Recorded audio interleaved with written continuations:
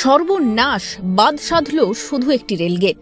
চোখের সামনে নিমেষে শেষ হয়ে গেল একটি তরতাজা প্রাণ।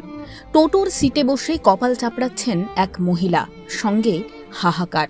তার উল্টো দিকের সিটে বসে এক ভদ্রলোক তখনও আপ্রাণ চেষ্টা করে যাচ্ছেন মানুষটিকে বাঁচানোর।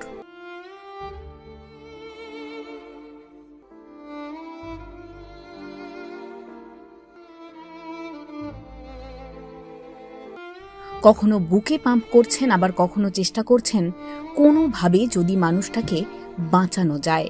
আর এসবের সাক্ষী রাস্তার দুপাশে ভিড় জমানো শতাধিক মানুষ। জীবন মৃত্যুর সন্ধিক্ষণে দাঁড়িয়ে এ যেন এক কঠিন লড়াই। ঘটনাটি রবিবার সকালের বেলদার কেশিয়ারি মোড় লেভেল ক্রসিংয়ের। এদিন সকালে প্রাতকৃত্য করতে গিয়ে বাথরুমেই পড়ে যান এলাকার বাসিন্দা মনীন্দ্র। তড়িঘড়ি পরিবারের লোকজন তাকে একটি টোটোতে করে বেলদার সুপার স্পেশালিটি হাসপাতালের উদ্দেশ্যে রওনা দেন। কিন্তু রাস্তায় কাঁটা হয়ে দাঁড়ায় বেলদার রেল ক্রসিং। রেলগেট পড়ে যাওয়ায় বেশ খানিকক্ষণ দেরি হয়ে যায়। সকলের সব রকম প্রচেষ্টা চলে যাতে বাঁচানো যায় মনীন্দ্রবাবুকে। ক্রমশ পরিস্থিতি জটিল হতে থাকে, ঘনায় বিপদের সিঁদুরে মেঘ। এদিকে ঠিক ওই সময়ে জরুরি এক কাজে হাসপাতাল থেকে ফিরছিলেন নারায়ণগড় ব্লকের বিএমএইচ ডক্টর আশিস কুমার মণ্ডল। মনীন্দ্রবাবুর পরিবারের বুক ফাটা কান্নার আওয়াজেই সেখানে পৌঁছন তিনি। সঙ্গে সঙ্গে স্টেথোস্কোপ বের করে মনীন্দ্রবাবুর চেক আপও করেন তিনি। তবে কাছে কোনো ওষুধ না থাকায় তড়িঘড়ি হাসপাতালে নিয়ে যাওয়ার পরামর্শ দেন।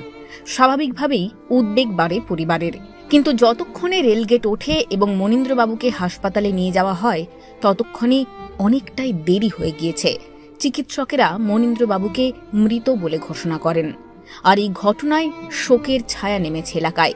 একই সঙ্গে হাসপাতালে যাওয়ার বিকল্প রাস্তা না থাকার বিষয়টিকে কেন্দ্র করেও পরিবার ও এলাকাবাসীর মধ্যে ক্ষোভ সৃষ্টি হয়েছে। অবিলম্বে প্রয়োজনীয় বিকল্প রাস্তার দাবি স্থানীয়দের।